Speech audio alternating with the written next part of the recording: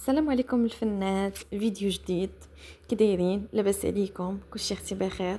بديت لكم من الروتين اللي كندير لوجهي، لي برودوي اللي كندير لوجهي. اول حاجه البنات ضروري ومؤكد يكون عندكم غسول كتغسلوا به وجهكم من الليل لليل. هذا الا ما كنتوش دايرين المكياج بطبيعه الحال، ما كنتو دايرين المكياج راه غتغسلوا حتى بالنهار. انا كناخذ هذا ديال بيوديرما.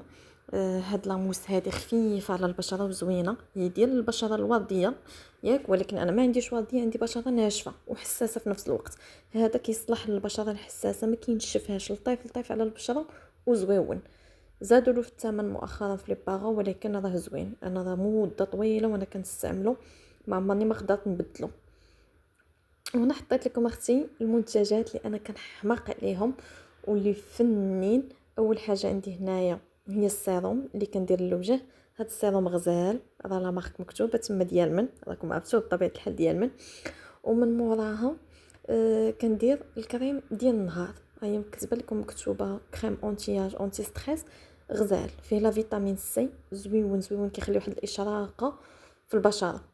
من موراها لا كريم ديال الليل اللي كنرطبوا به وجهنا بالليل، كيصبح الوجه مرطب نقي، ما فيه الشوائب، فيه زيوت زويون الوجه، كيحمق، ما كنقدرش نستغنى عليه. واخر حاجه في الروتين هي انني كندير كريم كنرطب به منطقه محيط العينين او المنطقه ديال تحت العينين. ضروري البنات ديك المنطقه تهلاو فيها بالكريم، ولا بد فين ما دوروا ديروا كريم، ولا بد فين ما دوري ديري ترطيب. علاش؟ لان ديك المنطقه كتعاني بزاف، وهذا فيه الطحالب البحريه، راه ما يمكنش، ما كيخليش ديك الكحوليه تحت العينين، ما كيخليش تحت عينك يتخطط، وزوين زوين بزاف. هنا رجعت كنوريكم شنو كاين في السيروم. اختي شكون اللي مجرباه تخلي لي في لي كومونتير كي جاها، انا بعدا حمقني.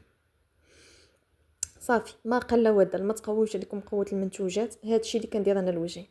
هنا يا اختي درت نشارك معكم الروز اللي درت، شوفوا شحال جا فن، عرفتي راه جا زوين.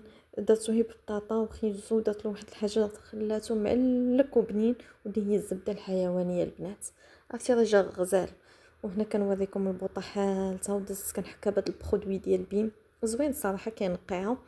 من موراها دزت نشارك معكم اختي واحد الكيكه شفت في واحد الفيديو، قلت نجربها الا صدقات نقول لكم جات زوينه، ما صدقات مشوني مشكم.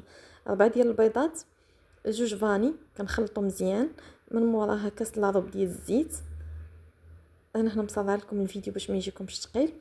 كاس الحليب، ياغوت بمذاق الفاني، انا كان عندي تما مسوس، 3 ديال الساشيات ديال الكاكاو.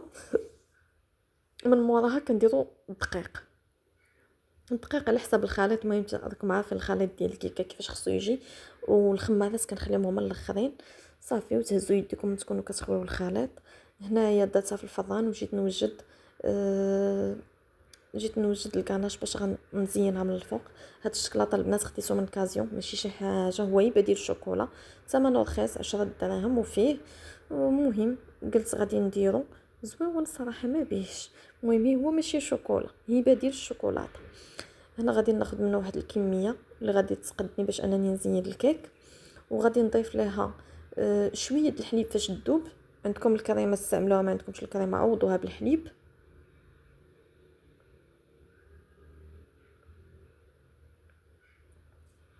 وغادي نضيف 2 معالق كبار ديال الزيت حتى 3.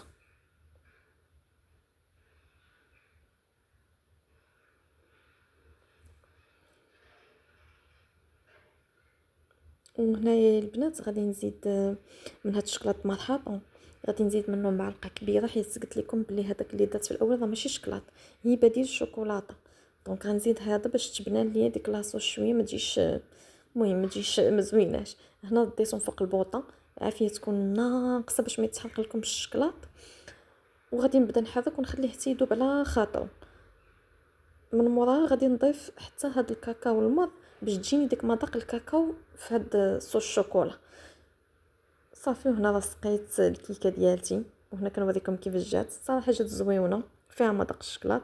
هنا حطيت ليا كاس ديال القهوه وحطيت ليا هاد الكيكه، وتنقول لكم البنات جربوها، راه جات فنه كتحمق.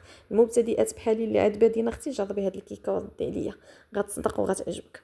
وهنايا راني كنت حاطه معاه حليوه اللي كتحمقني، حليوه ديال التمر اولا معمول ديال التمر. جات هشيشه بزاف، حتى هي كنت صاوبتها. المهم تصبغي العشيه باش تشربي كاس داتاي حسن ما تبداي تخرجي تبداي تقلبي. هنا غنوريكم حتى هي كيفاش جات فنه كتحمق. وهي الفيديو كله برعايه جات فنه كتحمق. المهم البنات بسلامه عليكم، ما تنساونيش من لي لايك ديالكم.